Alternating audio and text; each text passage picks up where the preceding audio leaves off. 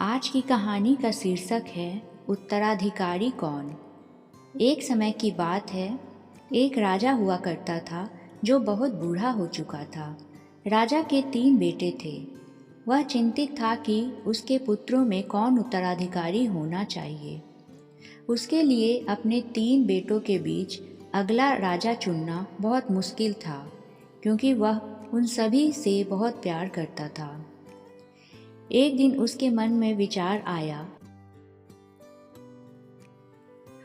उसने अपने तीनों बेटों को बुलाया और उनसे कहा, मैं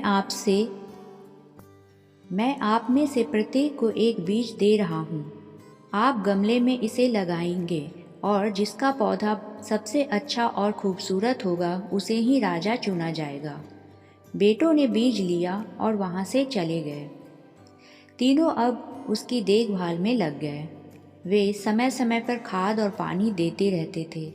कुछ महीनों के बाद 2 भाइयों के पास खूबसूरत फूलों और हरी पत्तियों के साथ गमलों पर सुंदर पौधे नजर आ रहे थे, लेकिन सबसे छोटे बेटे का गमला खाली था।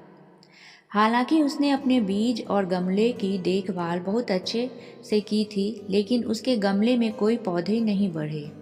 जब उसने देखा कि उनके भाइयों के पौधे बहुत सुंदर दिख रहे हैं, तब वह बहुत दुखी और चिंतित हो गया कि वह अपने पिता को क्या दिखाएगा।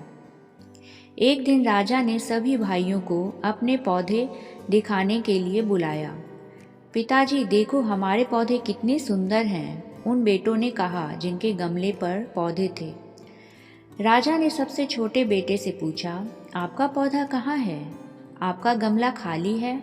बेटे ने जवाब दिया, पिताजी मैं माफ़ी चाहूँगा, मैंने अपनी तरफ से पूरी कोशिश की, लेकिन मेरे गमले में पौधे नहीं बढ़े। राजा ने कहा, नहीं, तुम्हें खेद नहीं होना चाहिए, क्योंकि मैंने जो बीज तुम सबको दिए थे वे उबले हुए बेकार बीज थे। उन बीजों की मदद से कोई पौधा उगाया नहीं जा सकता था। तुम्हारे भाइयों ने मुझसे झूठ बोला। जब उन्होंने देखा कि उनके पौधे नहीं बढ़ रहे थे, उन्होंने अपने गमले में अन्य बीज लगा दिए। उनके पौधे अन्य बीजों से हैं, लेकिन आप ईमानदार थे और आपने मुझे सच बताया। राजा के सबसे महत्वपूर्ण गुणों में से एक यह है कि वह ईमानदार होना चाहिए। तो मेरे प्यारे बेटे, आप अगले राजा होंगे।